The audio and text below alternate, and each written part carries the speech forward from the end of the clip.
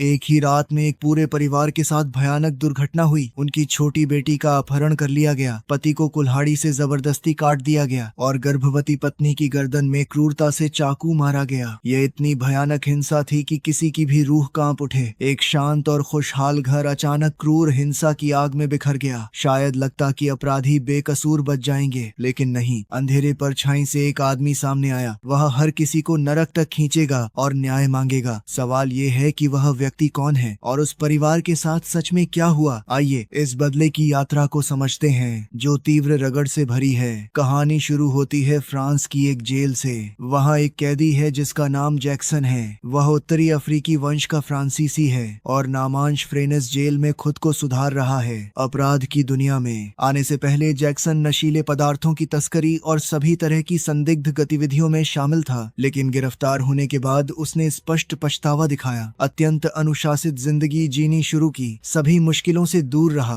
और जेल के अंदर किसी संघर्ष से हमेशा दूरी बनाए रखी। भले ही वह झगड़े देखता, वह शांति से आगे चलता, जैसे अपने मन को शांत रखने के लिए नाट्य से बचता हो। इस वजह से वह आदर्श कैदी बन गया। अपने अच्छे पुनर्वास रिकॉर्ड की वजह से जैक्सन को शर्त पूर्ण रिहाई मिली। वह दिन के दौरान काम करने के लिए बाहर जा सकता है और रात में रोल कॉल के लिए जेल वापस आता है, लेकिन जेल के गेट से बस थोड़ी दूर ही उसे अपने पुराने बॉस के हेंचमैन ने रोक लिया। वे उसे उनके लिए वापस काम करने के लिए मजबूर करना चाहते थे। जैक्सन ने स्पष्ट इनकार कर दिया, मैं वापस नहीं आ रहा। हेंचमैन सोचते हैं कि वह सिर्फ मुंह बोल रहा है, लेकिन उसकी तीव्र दृष्टि और दृढ़ कदम साबित करते हैं कि जैक्सन सच में अपने अतीत से संबंध काटना चाहता है। जैक्सन ने एक धूल भरी निर्माण साइट पर श्रम करने की व्यवस्था की। यह एक कठोर वातावरण है और नई जिंदगी की शुरुआत की रेखा है। वह कड़ी मेहनत करने की कोशिश करता है, कम बोलता है और जितना संभव हो सके कम घर्षण पैदा करता है। उसके दिल में बस एक इच्छा है, इज्जत से जीना, अपने अतीत के गलतियों को सुधारना और फिर से शुरुआत करना। लेकिन अतीत उसे छोड़ने से इनकार करता है। एक दिन जैक्सन अपनी शिफ्ट खत्म करके घर जा रहा होता है, तभी पुरानी गैंग फिर से दिखाई देती है और उसे एक बार फिर संगठन की सेवा करने के लिए मजबूर किया जाता है। जैक्सन इनकार करना जारी रखता है, लेकिन इस बार वे पीछे हटने से इनकार करते हैं। उनके लिए जैक्सन एक परिचित पैसरी की तरह है और उसका सीधा होने की इच्छा पूरे संगठन के लिए चेहरे पर तमाचा जैसी है। यह समझकर कि वे जैक्सन को मना नहीं कर सकते, वे उसे पीछा करते हैं। जब वह भागता है, सीधे सक्रिय निर्माण साइट में दौड़ता है। अव्यवस्था के बीच उसे एक आदमी द्वारा पकड़ लिया जाता है जो हमला करने के लिए झपटता है। जीवन मरण के पल में जैक्सन काउंटर करता है, एक शक्तिशाली किक फेंकता है जो आदमी को पीछे की ओर लड़खड़ाता है। बदकिस्मती से गिरने से वह नीचे की डेक में गिर जाता है और तुरंत स्थान पर मर जाता है। वह मृत्यु केवल एक दुर्घटना नहीं है, यह जैक्सन के सिर पर एक नई सजा के रूप में टिका हुआ है। भले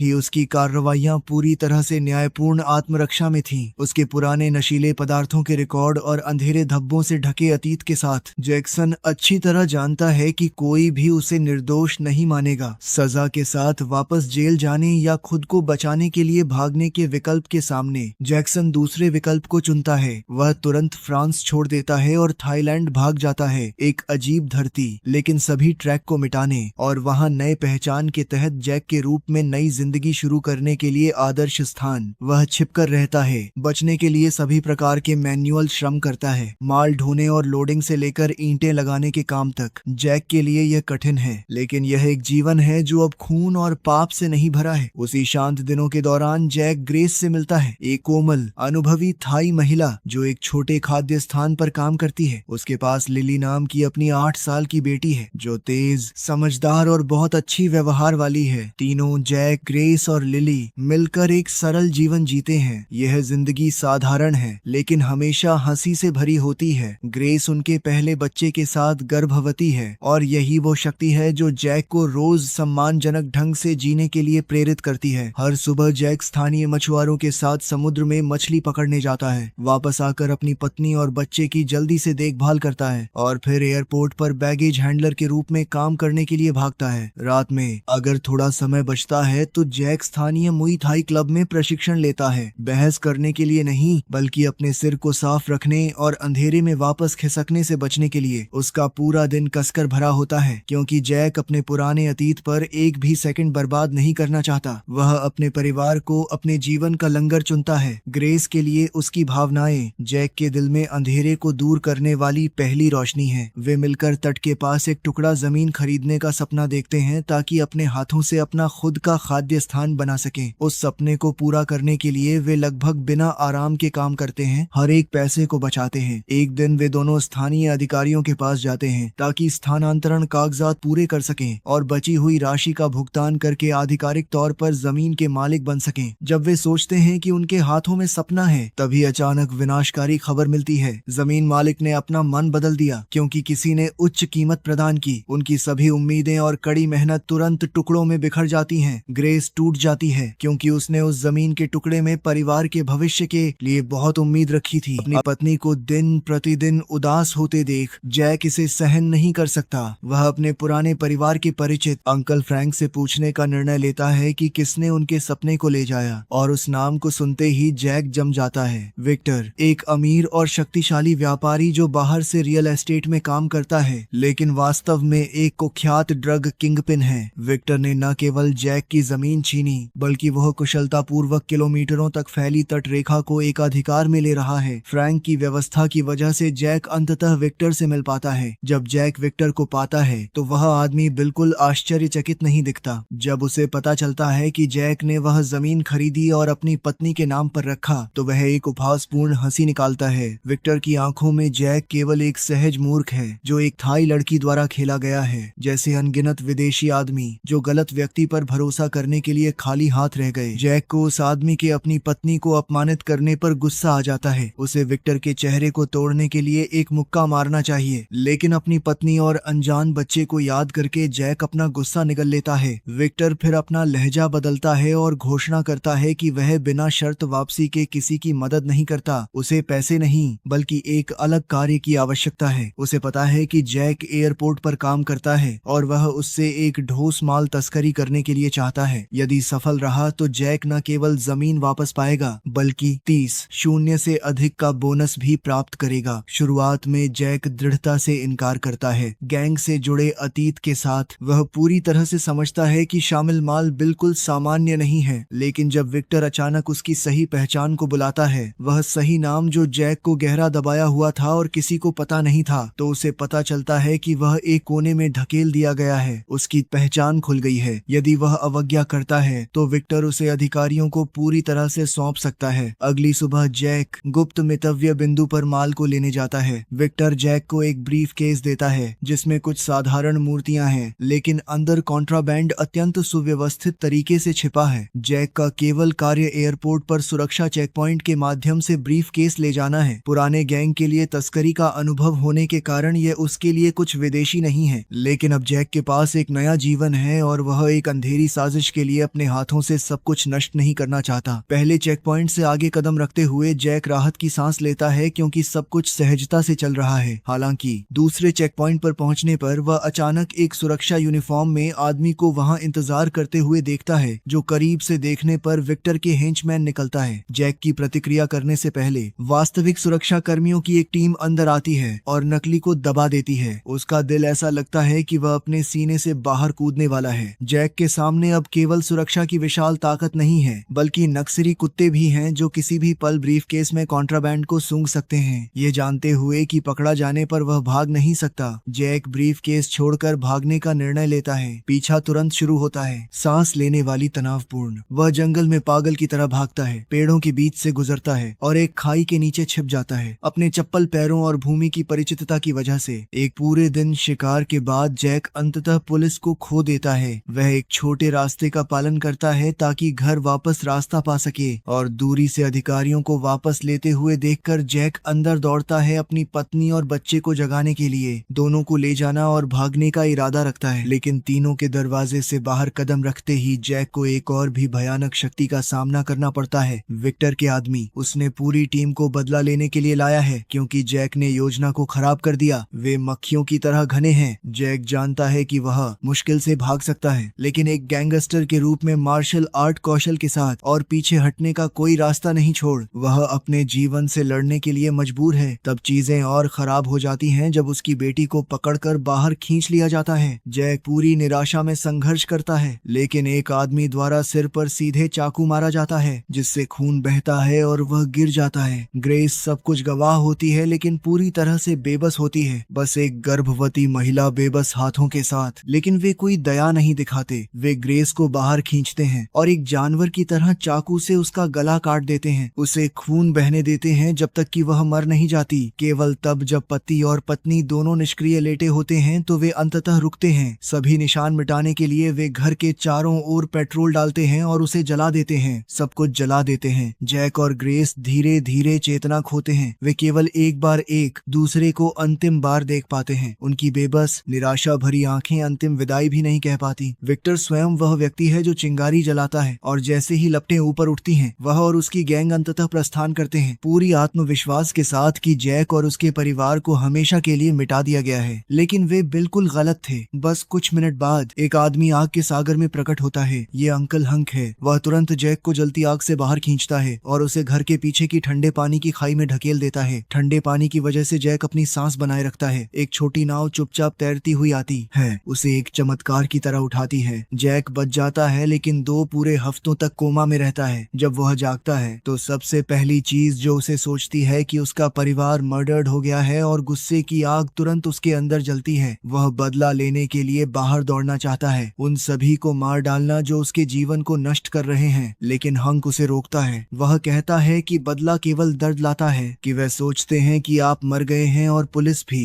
आपकी पहचान अब मिटाई गई मानी जाती है और ये गायब होकर अपनी जिंदगी को फिर से बनाने का अवसर है। फिर भी जैक नहीं सुनता। वह फ्रैंक को खोजता है जहां ग्रेस काम करती थी, रेस्टोरेंट का मालिक और उसके परिवार के सबसे करीबी व्यक्ति। फ्रैंक भी उसे रोकने की सलाह देता है क्योंकि बाहरी दुनिया में जैक को मरा हुआ माना जाता है। वे अब उसे शिकार नहीं करेंगे और उसके लिए इस स्थान को छोड़कर दूसरे अधिक शांत जमीन में नई जिंदगी जीना सबसे अच्छा है। लेकिन जैक के लिए अभी सभी सलाह बेकार हो जाती है। केवल एक ही रात में उसने अपनी पत्नी, अपने बच्चे और उस घर को खो दिया जो पहले गर्मजोशी भरा था, सब इंसानों के रूप में छिपे शैतानों के कारण जो उसके दिल को टुकड़ों में कुचल देते हैं। जैक कैसे उन्हें मुक्त रूप से जीने दे सकता है जैसे कि उन्होंने कभी अपराध नहीं किया। उसके परिवार के निराशा में अन्याय से मरने के बाद अपराधी कैसे मुक्त चल सकते हैं। और इस तरह जैक सभी सलाह को अनसुना कर देता है। अपने परिवार के लिए न्याय खोजने की यात्रा में अकेला कदम रखता है, एक रगड़ से भरी यात्रा जहां केवल वही आदमी खड़ा रहेगा। बिल्कुल कुछ भी खोने के लिए नहीं बचा। जैक उनके सेंटर को ट्रैक करता है, पुराने परिचितों पर निर्भर करते हुए सभी जगह घूमता है, लेकिन हर सवाल एक मृत सिर पर जाता है। कोई नहीं जानता कि विक्टर और उसकी गैंग छिपे हैं। अंततः जैक एक छोटे खाद्य स्थान को याद करता है जहां उसने और विक्टर ने एक बार रात का खाना खाया था। जैक वहां वापस जाता है और उस महिला से मिलता है जो सालों पहले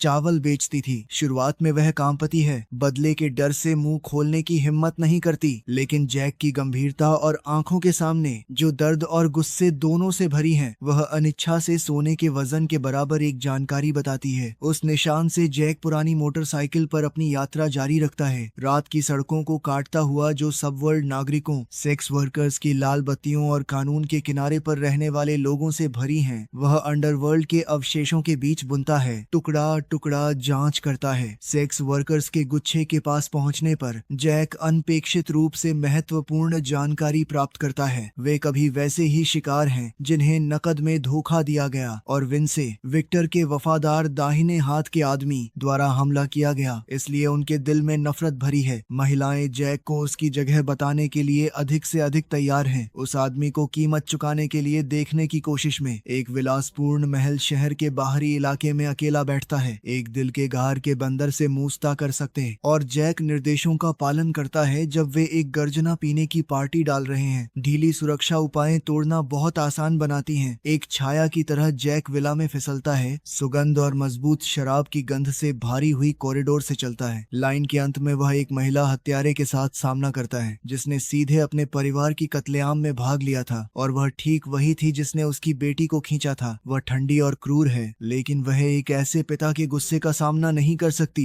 जिसने अपना बच्चा खो दिया है। जैक उसे एक साफ चाकू के झटके से खत्म करता है, उसी तरह जैसे उसने एक बार अपनी पत्नी का गला काटा था। वहां रुककर नहीं जैक अंदर धकेलता है, लेकिन पकड़ा जाता है। एक भयानक झगड़ा फट पड़ता है जब विक्टर के हेंचमैन हर कमरे से शिकार कुत्तों के झुंड की तरह बाहर आते हैं, लेकिन जैक इस पल विनाश का हथियार है जो नफरत की आग ले रहा है। उन्हें क्रोध की उबलती लहर में एक एक करके गिराता है। विंसे अंतिम खड़ा आदमी है। वह जैक के सामने कांपता होता है नरक से बचा एक व्यक्ति जिसकी आंखें इस्पात जैसी ठंडी हैं और जिसने सब कुछ खो दिया है। जैक अपनी बंदूक उसके माथे पर दबाता है, विन से दया की मांग करते हुए चिल्लाता है और एक झटके वाली सच्चाई स्वीकार करने के लिए मजबूर होता है। जैक की बेटी अभी भी जीवित है, पर उस उम्मीद की पतली सी किरण जैक को नरम नहीं बनती। कबूलनामे के तुरंत बाद वह ट्रिगर खींचता है। गोलियां विंसे के सिर से सीधी छेद करती हैं, सभी झूठ को खत्म करती हैं। दुष्ट मर गया है, लेकिन जैक की यात्रा अभी शुरू हुई है। वह बाहर भागता है उन सेक्स वर्कर्स को खोजने के लिए जो उसे मदद कर रहे थे। अपनी बेटी की तस्वीर निकालकर और अधिक निशानों के लिए पूछता है। उसमें से एक पल के झटके के बाद फुसफुस आती है कि अगर वह ऐसे बच्चों को खोजना चाहता है तो उसे बैंकॉक जाना होगा, जहां एक कुख्यात काउबॉय नाइट क्लब स्थित है। उन्हीं द्वारा दी गई जानकारी के आधार पर जैक तुरंत वापस जाता है हंक को खोजने के लिए। वह आदमी जिसने उसकी जान बचाई थी, सुनकर कि जैक की बेटी अभी भी जीवित है और वह हर कीमत पर बैंकॉक जाकर उसे बचाने के लिए दृढ़ संकल्पित है। हंक के पास जैक को देखने के लिए केवल चिंता मिलती है, जिसमें उम्मीद की एक किरण मिली है। हंक कुछ और नहीं कहता, चुपचाप एक तलवार और एक तमगा निकालता है। दोनों को जैक को देता है अपने जीवन और विश्वास को उस पर सौंपने के तरीके के रूप में। इसके बाद वे फ्रैंक को खोजने के लिए जाते हैं, उम्मीद में कि एक और व्यक्ति उनके पक्ष में खड़ा होगा। लेकिन फ्रैंक को पहले ही ये खबर मिल चुकी है कि जैक ने विंसे को मार दिया है। बुजुर्ग आदमी समझता है कि विक्टर निश्चित रूप से बदला लेगा और क्रॉसफायर में फंसने से बचने के लिए उसने रेस्टोरेंट बेचने और कुछ समय के लिए छिपने के लिए दक्षिण भागने का फैसला किया। सिर्फ दोनों के छोड़ दिए जाने पर जैक और हंक बिल्कुल भी नहीं झिझकते। वे सीधे बैंकॉक के लिए निकल पड़ते हैं। लक्ष्य काउबॉय नाइट क्लब है, विक्टर द्वारा संचालित एक फ्रंट गंतव्य। जैसे ही वह अंदर कदम रखता है, जैक तुरंत मैडम की नजर खींचता है, साथ ही क्लब के आसपास टहलती लड़कियां, सोचकर कि उसने एक अमीर ग्राहक के साथ जैकपॉट मारा है। मैडम खास वस्तुओं की पूरी ट्रे लाकर भागती है, लेकिन जैक केवल सिर हिलाता है। उसे यह सोचने देता है कि उसका अलग स्वाद है, तो वह उत्साह से उसे निजी कमरे में ले जाती है, व्यक्तिगत रूप से सेवा करने के लिए। जैक उसी पल का इंतजार करता है। जैसे ही वे अंदर कदम रखते हैं, वह उसकी गर्दन को पकड़ लेता है, उसे दीवार के खिलाफ कसकर दबाता है। विंसे कहाँ है का सवाल भोंकता है। उसके एक शब्द बोलने से पहले एक बाउंसर पीछे से हमला करने के लिए कूदता है। वह ठीक एक बार स्ट्राइक फेंकने में सक्षम होता है। पेरहोयो तनु जैक द्वारा तुरंत काउंटर किया जाता है, बाहर खींचा जाता है और बियर की बोतल में बार बार कोसता है। उसकी खोपड़ी को टोफू की तरह क्रैक कर देता है जो कसकर कुचला गया है। लेकिन जैक अभी भी नहीं रुकता।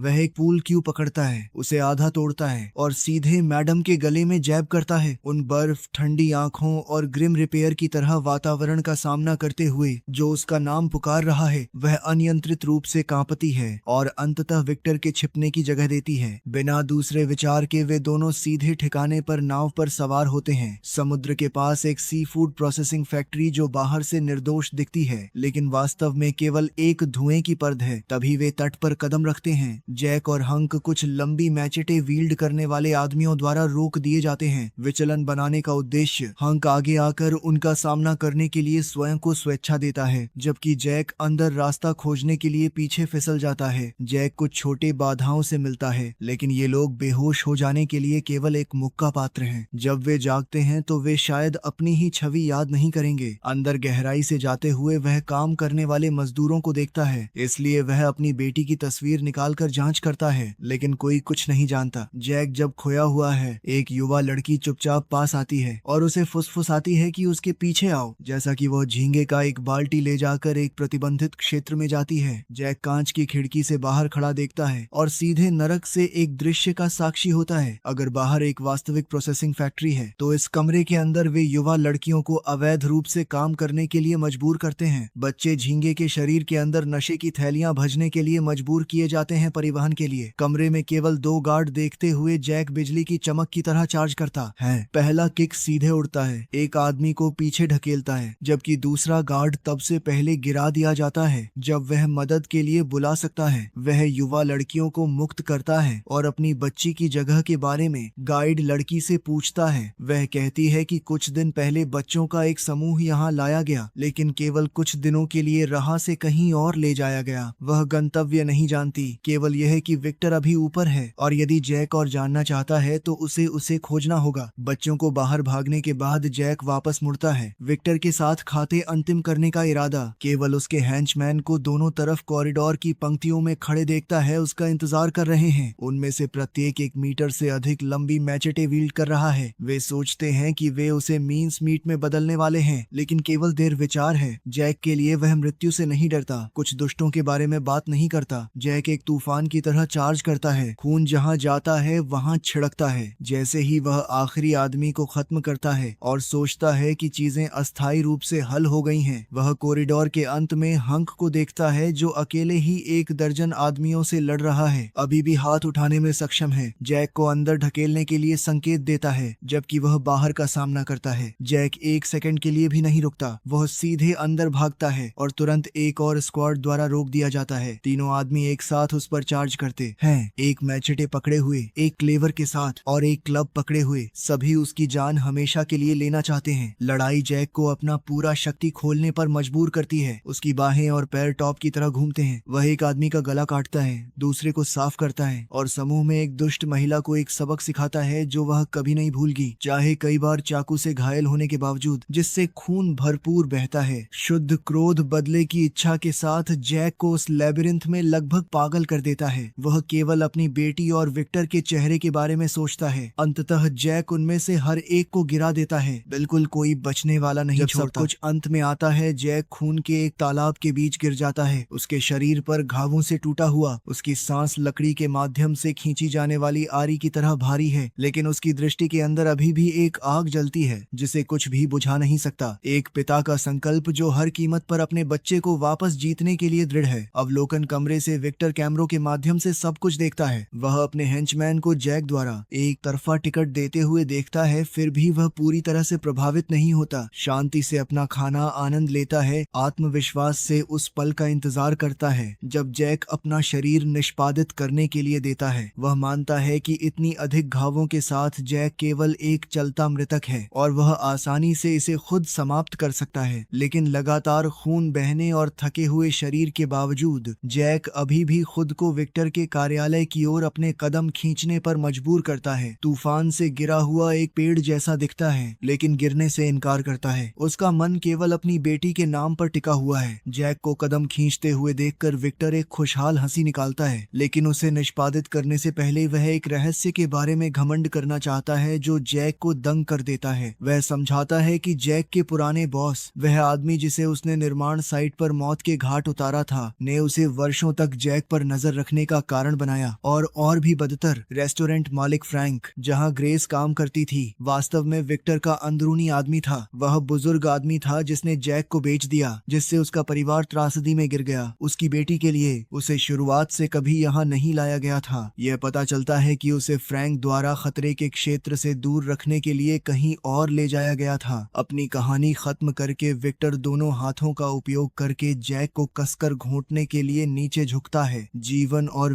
मृत्यु के बीच उस चाकू किनारे के पल पर ग्रेस की आंसू भरी आंखों की छवि उसके दिमाग से गुजरती है। जैक समझता है कि भले ही वह मर जाए, उसे हर कीमत पर अपनी बेटी को खोजना होगा। अचानक जैक की आंखें उसके अपने बाह में फंसे कांच के एक टुकड़े पर पड़ती हैं। सोचने के लिए समय के बिना वह समझता है कि यह एकमात्र हथियार बचा है। जैक अपनी बाकी शक्ति को विक्टर के गले पर कांच के टुकड़े को जोर से झटका देकर चैनल करता है। बस एक साफ तेज गति से उसका गला चौड़ा खोल दिया जाता है। अंतिम सांस लेने तक भी वह बोल नहीं पाता। विक्टर को खत्म करने के बाद जैक हंक को खोजने के लिए बाहर लड़ता है, लेकिन वह भारी घायल है और अपनी आखिरी सांस ले रहा है। हालांकि वह बोल नहीं सकता। उसकी आंखें उसे तुरंत अपनी बेटी को खोजने के लिए चिल्लाती प्रतीत होती हैं। जैक तुरंत अपनी यात्रा को जारी रखने के लिए एक नाव में सवार होता है। जब वह फ्रैंक को फिर से मिलता है तो उस आदमी के पास भागने का कोई रास्ता नहीं बचता। अंततः सब कुछ स्वीकार करता है, कहता है कि उसने ऐसा शुद्ध ईर्ष्या के कारण किया। जैक के आने से पहले वो लंबे समय से ग्रेस से प्यार करता था, लेकिन जब जैक आया तो उसने उसकी जगह जैक को चुना, जिससे फ्रैंक को कोई मौका नहीं मिला। अपनी कहानी खत्म करके फ्रैंक जैक द्वारा उसे निष्पादित करने के लिए इंतजार करते हुए खड़ा रहता है, लेकिन उसी पल उसकी बेटी का रोना गूंजता है। जैक को अपने कदमों में जमने देता है। उस पल के विभाजन में सभी नफरत वाष्पित हो जाती है। उसके लिए एकमात्र चीज जो मायने रखती है, अपने बच्चे को अपनी बाहों में पकड़ना है। इतने दर्द और हानि के बाद पिता और बेटी अंततः पुनर्मिलन करते हैं। हालांकि उन्होंने नरक से गुजरा है, इस पल से वे शायद वह शांतिपूर्ण जीवन शुरू करेंगे